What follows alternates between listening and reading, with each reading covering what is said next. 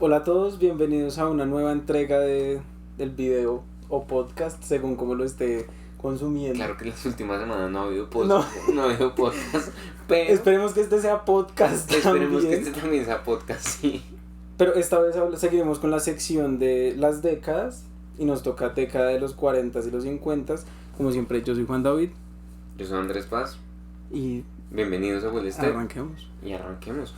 Entonces, hoy toca década de 40 y 50, toca esas dos décadas, que podemos arrancar de una vez con los 40, y digamos que los 40 fue una década curiosa, pues es la década en la que todavía estamos en guerra, y el inicio de la posguerra, por supuesto, la guerra se acabó en el 45. Pues bueno, digamos que... Sí, de hecho acabamos de empezar la Segunda Guerra, o sea... Sí, en el 39 arranca la segunda, hasta el 45 va la guerra. Entonces la guerra, por supuesto, condicionó y digamos que de alguna manera u otra influyó muy fuertemente en el mercado. Sí, porque todo se volcaba en la guerra, o sea, claro, todo estaba, lo más importante todos los era fabricantes de automóviles hacían aviones o hacían carros para la guerra o cualquier cosa para la guerra. O sea, el mercado dejó de existir porque además los hombres estaban en guerra, las mujeres estaban trabajando en la industria y trabajando en los hogares de las casas de los países que estaban en la guerra. Entonces pues como que nadie buscaba comprar un carro primero porque no había plata. Con qué, o sea, la inflación de esa época. O sea, usted piensa en Venezuela y dice, uy, inflación tan hijo de puta. En esa época estamos hablando de que llegaban a cifras de 27.000 y 30.000% sí, no, de inflación. O sea, es una ridiculez. Y aparte no había nada. No había quien fabricara ni quien comprara. Ni había materia prima. O sea, no había sociedad a la que venderle. Porque toda la sociedad estaba volcada en la guerra. Ni había industria porque también estaba volcada en la guerra. Y como todo estaba volcado a la guerra, toda la materia prima estaba en la guerra, todos los gastos privados estaban en la guerra. Así que claro, fue un momento en el que los autos, podríamos decir que se estancaron un poco. Sí, fue una época en la que el mercado se estancó, pero quedamos con iconos de la guerra. O sea, los carros de guerra que se convirtieron en iconos a la larga. Sí, en la posguerra. Hablamos de Jeep Willys. De Land Rover. Hablamos del Land Rover, del original, que era Land Rover y punto. Cuando Land Rover estaba muy lejos de ser una marca premium. No, sí, pero muy lejos. De lujo, muy lejos, estaban a 30 años de serlo. Entonces, pues... Sí, o sea, esos carros que podía usted llevar gente, a tropas, por cualquier terreno, o sea... Usted puede llevar ejército por cualquier terreno y poco más. Que de hecho el Land Rover viene un poco después, en realidad. El Land Rover llega más en la posguerra que en la guerra. En la guerra el que predominó y el que ganó la guerra fue el Jeep. Fue el Jeep, sí, o sea... que fue el Willys el que ganó la guerra, más que la bomba atómica, más que cualquier cosa, la bomba nuclear. Fue el Jeep Willys, porque este carro fue el que permitió que se movilizaran millones de soldados por toda Europa, por toda Europa y por África también, por el norte de África. Y digamos, en cuanto a los carros que sí se vendían, porque pues sí se vendían carros, estaban los carros grandes, los sedanes grandes. Sedanes luego se dan de cuenta hoy en día un clase S, un Rolls Royce, porque eran carros para ministros, para presidentes, gente con mucho poder, para gente que tenía mucho dinero, que la verdad que la guerra no les había afectado mucho. O sea, les afectó, pero no demasiado. O sea, su estatus y su nivel socioeconómico no varió en lo más mínimo. Y que también hubo mucha gente que se enriqueció con la guerra, o sea... Claro. Porque pues la guerra siempre es un negocio, sí, exacto. Sí, generalmente eso. Y esos carros grandes se transforman en una división de clases muy marcada. Claro, porque si usted se queja de la desigualdad de hoy ahorita, en día, o sea, en esa época momento no tenía ningún tipo de comparación, porque el 95% de las personas estaban en la pobreza y el otro 5% no es como ahorita, eran ricos, o sea, y el 1% revés. tenía 70 veces más que el resto. Pero las industrias después de la guerra, o sea, la guerra se acaba, porque sí, la guerra marcó todo, pero es solo la mitad de la década. Exacto. Después de la guerra, que gana Estados Unidos y los aliados, saben que no hay dinero porque sigue sin haber dinero, a menos de que, digamos, en los 50 hubo dinero en Estados Unidos, pero solo en Estados Unidos, o sea, en Europa... Europa se pudo levantar de esa crisis tan bárbara como hasta los 70. Pues es que Estados Unidos tuvo una gran ventaja y es estar en una guerra en la que no se pelea dentro de ellos. Y que entró a la mitad de la guerra además. No, y que no quedaron devastados. Ellos no tuvieron que reconstruir el país, al contrario. Ellos tuvieron que ayudar a reconstruir el plan Marshall. Plan Marshall, todo, sí. Pero ahí después del 45 y en la época de la posguerra empiezan los carros a ser más pequeños, pues a ser mucho más económicos, pero claro, no había dinero, no había acero, empiezan a utilizar el cromo como carro, o sea, no había pintura, no por había ejemplo, pintura. En la posguerra, antes de que entraran los 50, la única pintura que usted encontrara era verde militar. Por eso los carros de carreras británicos eran de color verde militar. Los carros, las Land Rover eran de verde militar. Los Willys también eran verde militar y no se podían. Usted iba a comprar un Land Rover y no podía opcionarlo de ningún otro color porque no se vendía en otro color, porque solo había verde. No, o sea, la industria no tenía otro color que no fuera verde. Claro, porque usted había mandado para hacer, o sea, sobre todo porque muchos países pensaron que la guerra iba a durar mucho más. Claro. Así que todos estaban preparados. Se estimaba que la guerra durara de 10 a 15 años. Así que claro, la guerra tenía que durar más. Todos se prepararon para que la guerra durara más. Algo parecido a lo que pasó con el COVID, que la gente pensó que iba a ser bastante más grave y produjeron y se abastecieron mucho, que llegaron a un punto que se dieron garra, se pasaron de punto y ahorita estamos desabastecidos en muchas cosas. Pero claro, ahí la industria empieza con cosas curiosas como los carros convertibles, o sea, descapotados, claro, no los convertibles sino descapotados, porque tenían menos piezas, o sea, tenían menos materia prima que usar. Acero. Así que digamos que sí hubo avances, no muchos, pues porque estábamos en guerra, o sea, es muy difícil avanzar tecnológicamente cuando algo no es una prioridad. Claro, total. Pero sí dieron paso a los 50s. Exacto. ¿Y qué pasa en la guerra? Y generalmente en épocas de crisis, usted tiende a disminuir todo. Pasa lo de los convertibles, empiezan a aparecer pequeños, el escarabajo. Empieza a aparecer los carros burbuja. Los burbuja como tal en los 50. Sí, son en los 50, pero sí, es el carro pequeño. O sea, la razón por la que aparecen en los 50 esos carros es porque todavía están en posguerra. Empiezan a aparecer los motores más pequeños, con menos cilindros, con bloques más pequeños. El V8 ya no era un V8 de bloque grande, sino era de bloque pequeño. El V6. El V6. O sea, para cambiar un V12. Exacto. Porque sí, claro, empieza el downsizing, que eso es algo que en la actualidad vivimos todavía, que lo venimos viendo desde los 70s para acá. Sí, que es todo mucho más pequeño. Exacto, las casas más pequeñas, los apartamentos más pequeños, los carros más pequeños. Pero en esa época, distinto que ahora es más por un tema de sostenibilidad, de ecología, de todo esto. En esa época era porque no había plata, no se podía hacer mucho más. Sí, usted no podía comprar tampoco un carro. Si usted tuviera el dinero. Y es que si usted la industria no estaba preparada para ofertar algo así. No, y si usted es una industria, digamos como Ford, como GM, usted no pretende vender pan para comprar pan. O sea, usted no es nada inteligente que usted diga, listo, yo voy a hacer esto, pero no tengo con qué, o no tengo quien lo compre, no tengo quien lo pague. Así que es imposible hacer carros enormes. Porque nadie los va a pagar. Los va a pagar 10 personas. Ni siquiera hay gasolina. No había gasolina. Puede tener un carro grande con un motor gigante con un montón de caballos de fuerza porque no hay gasolina. Y porque no hay quien lo mantenga tampoco. Exacto. Entonces digamos que esos son los 40. Esos son los 40 o sea, es reducir el máximo posible a costos. Exacto, tratar de reducir los costos todo lo que se pueda, tratar de que la mayor cantidad de gente pueda comprar aun cuando está muy limitada y ya. Esos son los autos. En los 40 no pasa mucho. Vuelvo y digo, nos quedan cosas icónicas como el Jeep Willys, como el que ahora es el Jeep Wrangler, como el V6, los 6 cilindros en línea aparecen. También digamos que es destacable el tema del Land Rover. El Land Rover, como ya lo dijimos en nuestro podcast de país, el Land Rover reconstruyó el Reino Unido. Entonces, pues también ahí nos dejan una cosa importante y son las pickups. O sea, en los 40 nace ese concepto de pickup, como siempre mencionamos a Ford. En los 20 ya estaba el abuelito, el Ford Modelo T fue más o menos. Sí, fue esa idea del trabajo. Exacto. Y llevar hartas cosas. El pickup, como lo conocemos, que es la línea F, o sea, es la línea F de Ford. Nace el F100. Que es un carro emblemático que hoy en día usted consigue un F100, no lo consigue por menos de $120,000. Un carro de 80 años. Porque ese carro ayudó a construir la economía de Estados Unidos después de la guerra.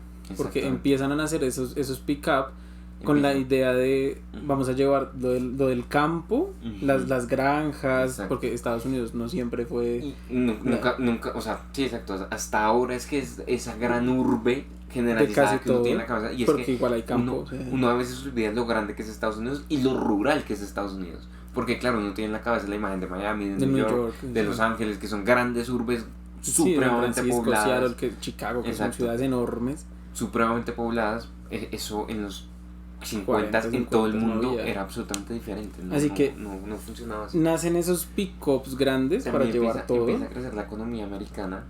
Y empieza a explotar la economía americana. Exacto. Y empiezan a nacer empresas, microempresas. Empiezan a hacer lo que en los 50 fue Detroit. O sea. Y la cosa también es que cuando usted tiene una empresa, generalmente necesita transportar cosas.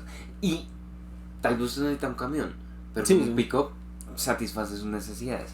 Así que esa idea reconstruyen, o sea, nacen carros que son demasiado importantes. De pronto no para un amante de los carros, de pronto no para un. Sí, para una persona normal. O sea, no para lo que usted necesita en su casa probablemente. Pero sí son importantes porque construyen país, son carros que construyen un país y que lo reconstruyen en algunos casos. Y son carros que nacieron justo para eso, porque no eran carros muy costosos. Sí.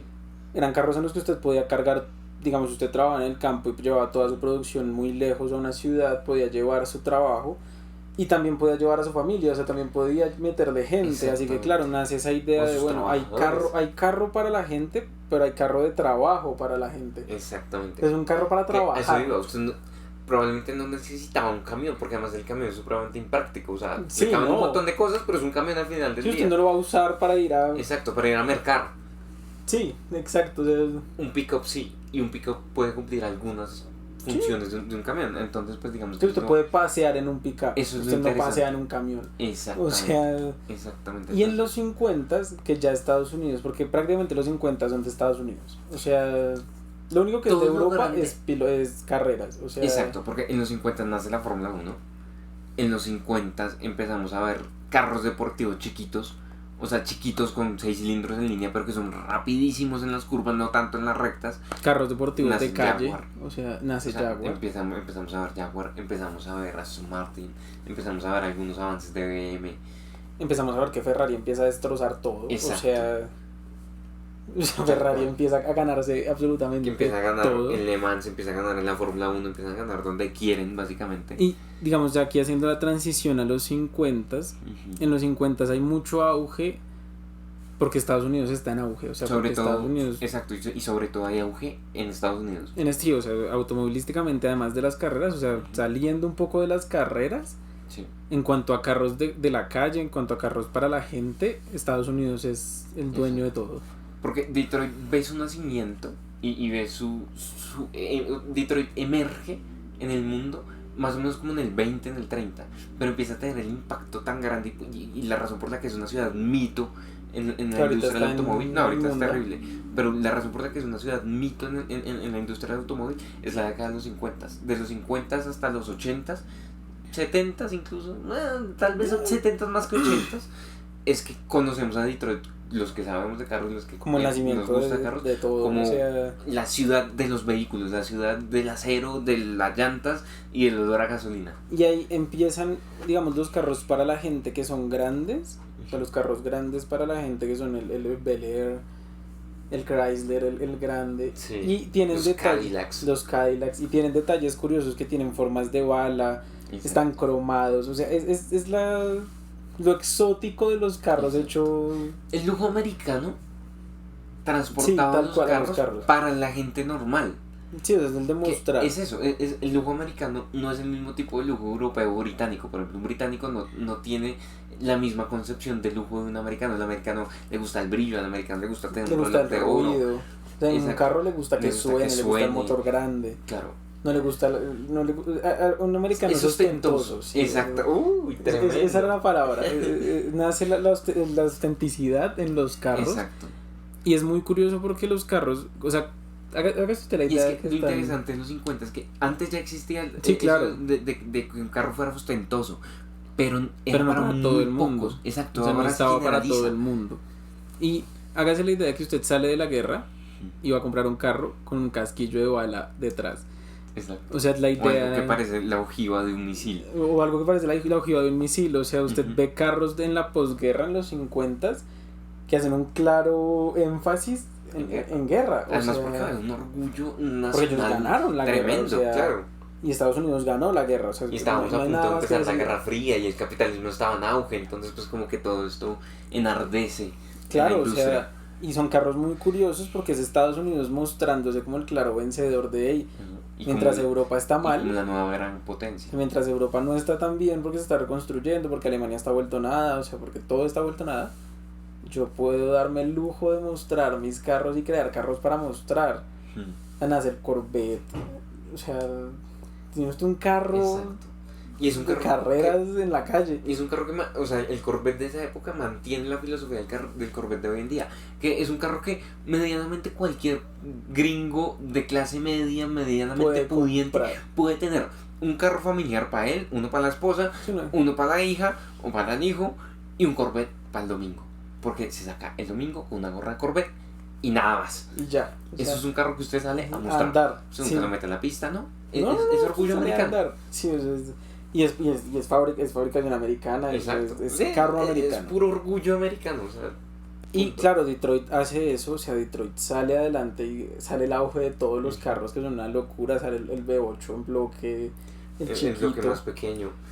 Porque igual, no hay que olvidar, o sea, si estábamos en auge, sí había un auge económico y había prosperidad, pero todavía habían rezagos de la guerra. Y para los que no les gustaban los carros tan ostentosos, salieron carros familiares que eran muy parecidos a los de la preguerra, que eran los carros normalitos, o sea, las cajas de zapato normales, sí. Pero eran mucho más económicos en cuanto a combustible, tenían... más económicos de comprar. Estaba pensado para usted ir con su familia a viajar. Sí. Usted podía hacer un recorrido decente. Exacto. Con su familia, o sea, era cómodo el carro. En Europa, con los carros burbuja. Y ahí en Europa salen los carros burbuja. Porque Europa no estaba estaba bien. En la misma página de Estados Unidos. Ellos estaban un poco más rezagados. No, claro, o sea ellos tuvieron que reconstruir Europa en tiempo récord. Y a punta de martillo. Y a punta de... Sí, tal cual. Entonces, eran épocas más complicadas en Europa. Estaban con sus carros burbujas y eso, porque ahí sí es que no había gasolina, no había mucho dinero. Y ¿qué pasa? Nace una necesidad en los 50 y es que las mujeres tengan que empezar a conducir. Y nacen las propagandas de mujeres conduciendo. Antes de los 50 se veía mal que una mujer manejara. Cosa que, a ver, no vamos a juzgar acá porque primero no vivimos la época y no entendemos. O sea, lo entendemos ahora, pero con parámetros distintos con nuestros parámetros. Pero es que juzgar lo que pasó en los 50 sería anacrónico, ¿no? Pero en esa época se veía mal que una mujer manejara.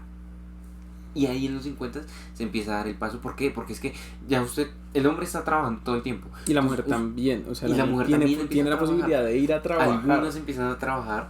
Y además usted se da cuenta que dice, hombre, espere, es que alguien tiene que llevar a los niños, alguien tiene que ir a hacer las compras. Y tiene que ir en algo, o sea, exacto. Tiene que llevar en algo. Sobre todo por las distancias, tanto en Estados Unidos como en Europa. O sea...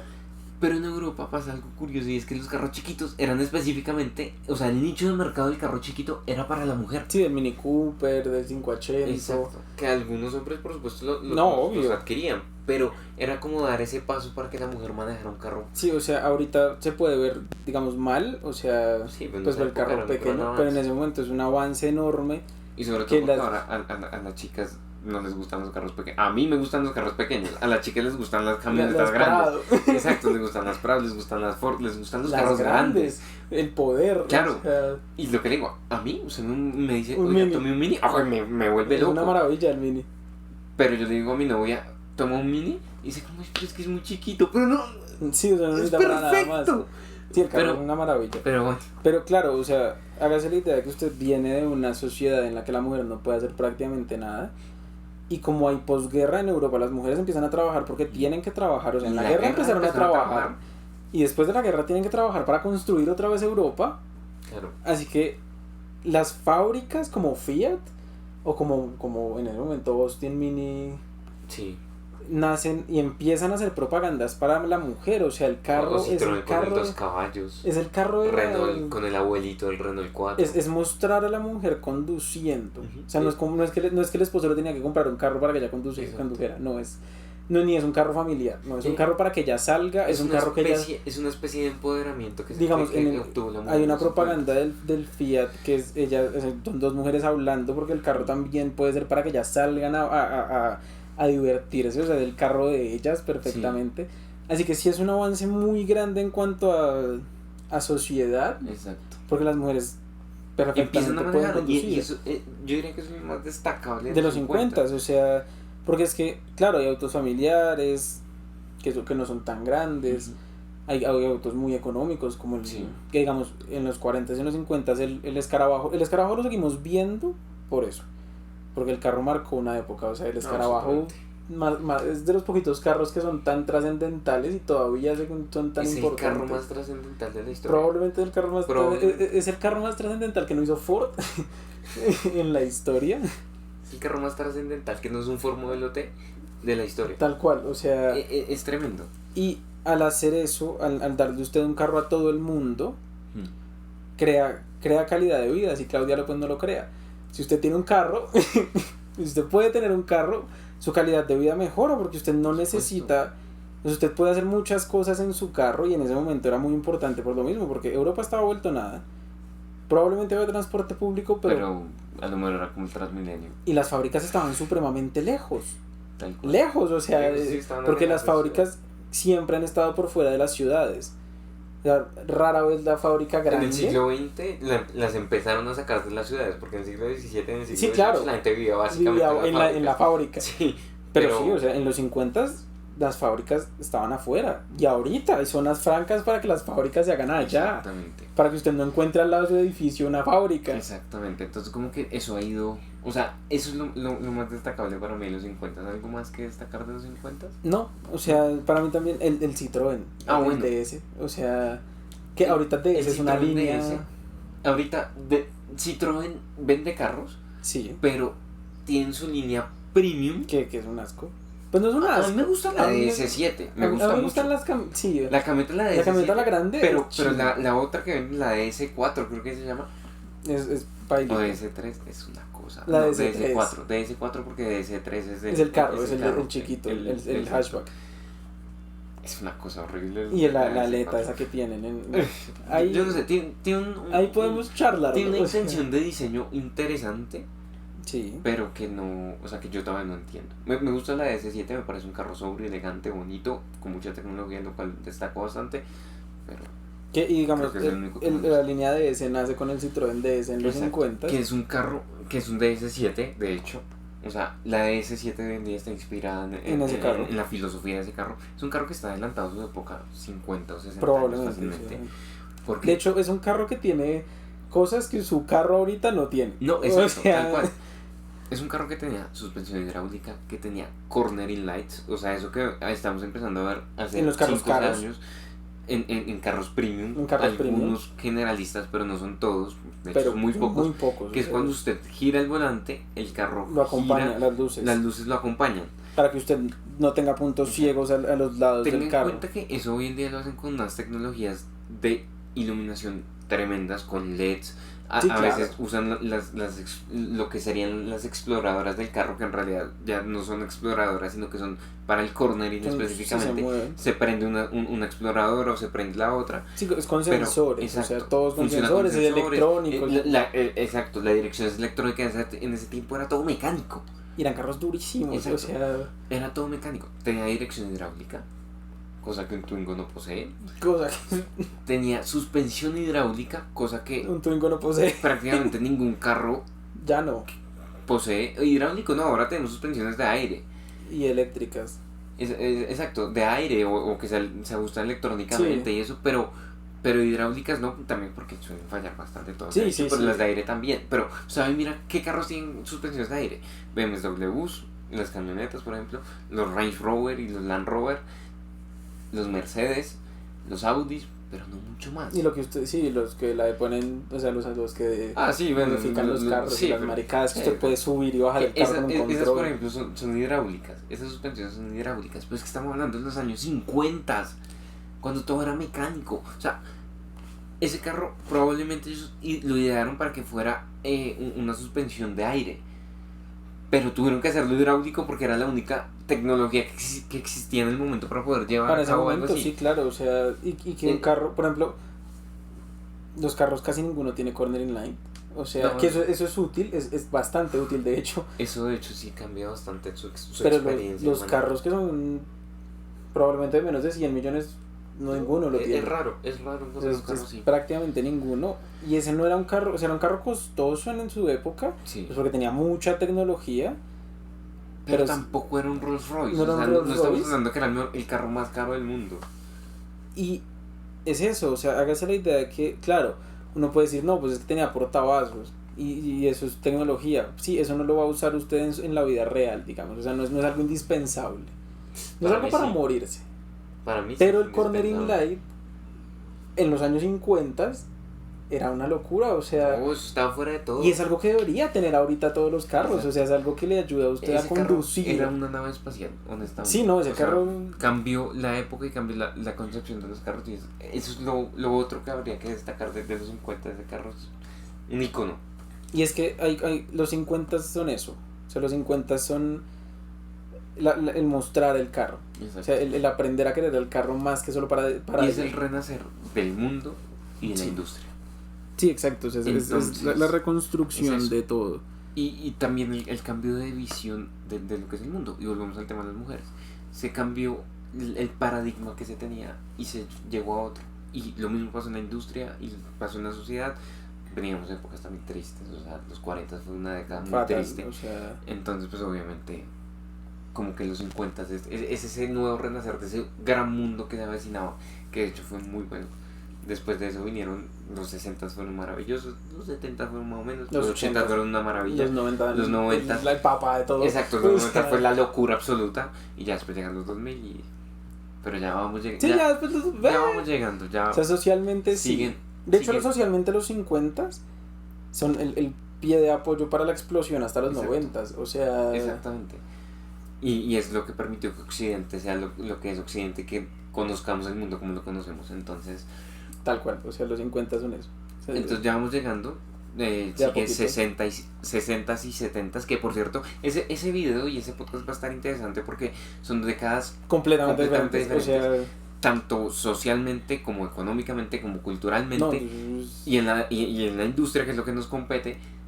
Nada que ver una década con la otra, pero ya llegaremos a eso. luego a 80s, que se va a hacer solo uno. O sea, ese 80s Los 80s fueron tan brutales que van a estar el solos. automovilismo que O sea, van a estar solos. Pero sí, ya llegaremos ya allá. llegaremos a ello. Como siempre, mi nombre es Andrés Paz. Yo soy Juan David. Y esto es Will Step. Gracias por ver. Hasta luego.